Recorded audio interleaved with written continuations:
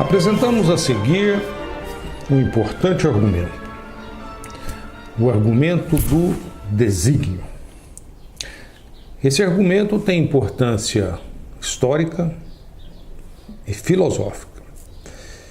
Eu diria que, devido à discussão, à análise desse tal argumento, muitos foram até quase levados para a fogueira na Idade Média. Vamos ver o que é o argumento do desígnio, que é um argumento que tenta concluir algo sobre a existência divina, a existência de Deus. É interessante analisar essas coisas porque, é importante, tal fato, a transcendência. E, num curso de lógica, devemos pensar sobre tudo, sobre isso também. E vamos fazê-lo. Mas, vamos começar então. Observem o seguinte raciocínio. Olha, no nosso mundo, temos uma quantidade surpreendente de coisas que são incrivelmente inteligentes. E essa inteligência está no interior das coisas, como também da forma como as coisas se relacionam uma com as outras. O que a gente está dizendo com isso? Olha, pensa, por exemplo, no corpo humano. Genética.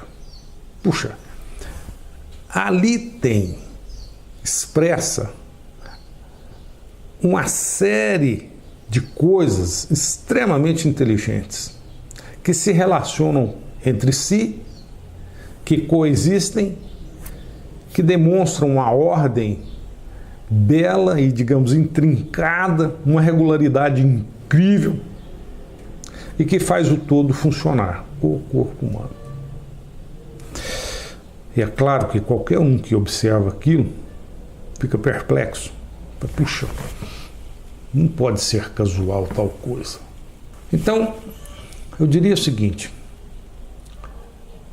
é a norma natural que muitos seres e coisas diferentes trabalhem em conjunto para produzir um mesmo fim, um fim valoroso. Por exemplo, o corpo humano. Vários órgãos trabalham em conjunto para esse fim. E essa ordem inteligente, esse fato incrível, essa regularidade, esse entrelaçamento inteligente, não pode ser mero acaso. Ou seja, ordem inteligente implica desígnio inteligente. O que é isso? Ordem inteligente implica num plano inteligente. Não é mero acaso, não pode ser mero acaso. Portanto, o universo é produto de um projeto, de um plano, de um desígnio inteligente. E esse desígnio, certamente, surge da mente de alguém que o estabelece. Ou seja, há uma incrível inteligência nas coisas que faz com que as partes contribuam para o todo. Isso implica que há por trás um plano inteligente, e se há esse plano inteligente, isso implica que há uma mente que o planeja, que o projeta, que o cria. Portanto, o universo é produto de um projetista inteligente. E quem é o projetista? Para o crente, o projetista é Deus. Veja um esquema, um resumo geral disso que acabamos de falar. Apresentamos nessa folha um esquema que trata do argumento do desígnio. O argumento consiste no seguinte, vejamos, de uma maneira esquemática. Ordem inteligente implica desígnio inteligente. Ou seja, uma ordem inteligente do universo, o universo possui essa ordem regular, inteligente, incrível, que faz com que as partes trabalhem em prol de um todo. E ela é inteligente porque não é casual, não é um jogar de dados. Essa ordem inteligente implica que há por trás um plano inteligente, um desígnio inteligente. Portanto, se eu verifico no universo, na natureza à minha frente, essa ordem inteligente, e se ordem inteligente implica plano desígnio inteligente, eu concluo o desígnio inteligente. Mas um desígnio inteligente implica a existência de uma mente inteligente. É necessária a mente que formula o plano inteligente, que estabelece a ordem inteligente. Portanto, se a ordem concluo que há um plano inteligente, e se há um plano inteligente, concluo que há uma mente inteligente. Existe essa mente inteligente que é o projetista do universo. E essa mente é Deus. Esse é, digamos, esquematicamente, o argumento do desígnio. Pergunta: é um argumento forte ou é um argumento fraco? Em que situações ele é forte e em que situações ele é fraco? Bom, vamos pensar mais um pouco sobre isso. O argumento do desígnio é forte? Vamos ver. Esquematicamente, ele corresponde a essas duas inferências, a esses dois modus ponens. Ou seja, ordem inteligente implica desígnio inteligente. E eu tenho essa ordem inteligente, eu a percebo à minha frente. Concluo, desígnio inteligente. Desígnio inteligente implica mente inteligente. E aí concluo, mente inteligente. A questão é raciocinar sobre tais implicações. Afinal, quantos por cento verdadeiro é essa implicação? E quantos por cento verdadeiro é essa implicação? Ou seja, é essa implicação verdadeira na maioria dos casos? É também essa implicação verdadeira na maioria dos casos? Suponha que essa implicação seja verdadeira X% dos casos, em X%, e que essa seja verdadeira em Y% dos casos. E esse X pode ser 80%, 90% ou 100%, aqui igualmente, 90%, 80%, 100%. A questão é, se X e Y são grandes, o argumento do desígnio como um todo é forte. Mas se X e ou Y são pequenos, o argumento é fraco. Ou seja, se essas implicações são implicações fortes, em que tal fato realmente justifica esse, e esse fato justifica esse, temos o argumento como um todo, um argumento forte.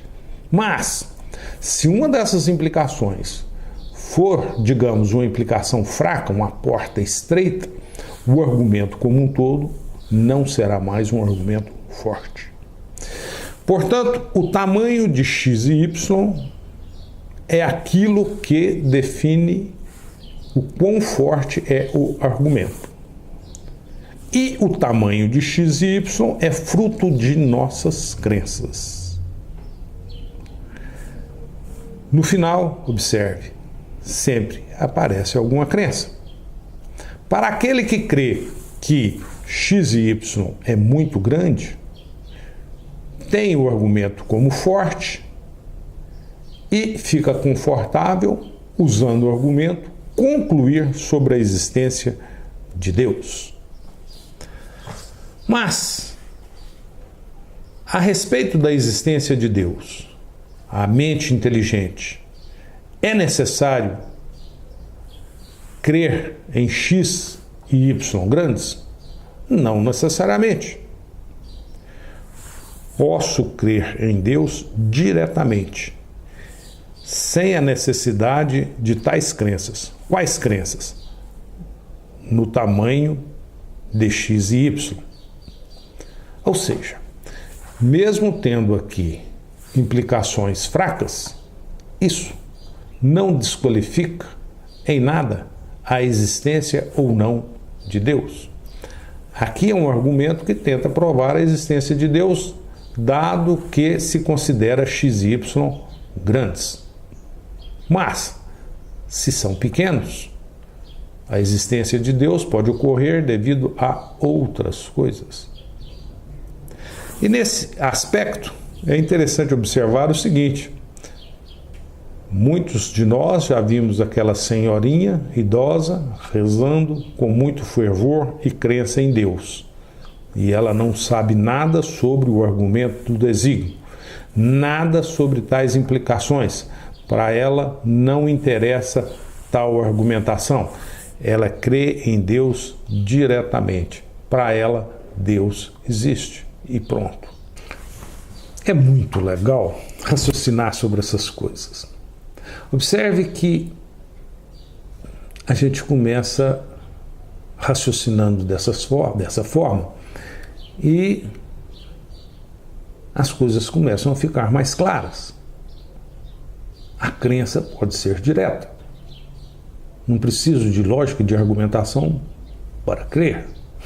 Mas a argumentação também é bom, porque a argumentação, digamos, pode evitar delírios. Raciocinar é interessante.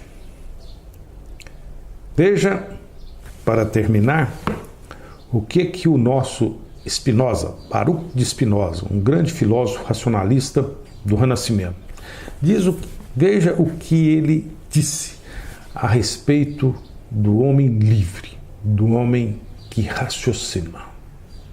Muito interessante. Ele disse o seguinte: o homem livre não odeia a ninguém, não está bravo com ninguém, não inveja ninguém, não está indignado com ninguém, não despreza ninguém e não é um orgulhoso. Ele, além disso, sabe que o ódio deve ser dominado, dando em retorno amor. E todo aquele que é levado pela razão deseja aos outros o mesmo bem que deseja para si. A sua forma moral de vida está baseada numa compreensão adequada da natureza e de sua própria psicologia. E ele vive a sua vida sob a estrita orientação da razão. Interessante, né? Spinoza foi um racionalista que acreditava, tinha uma crença na tese da razão suficiente, ou seja, que com a razão ele poderia resolver tudo. Hoje sabemos que não é bem assim. Então, para completar o que Spinoza disse, eu diria apenas o seguinte: falta a ele um pouco de suavidade e, digamos, de intuição metafísica. Pois a razão, como veremos nesse curso, não consegue resolver tudo. Engraçado, né? Estamos estudando lógica e falando de tudo, raciocinando sobre tudo, até mesmo sobre os limites dessa própria lógica. Temos que ser, digamos, honestos epistemicamente, ou seja, raciocinar e ser honesto a respeito do nosso raciocínio.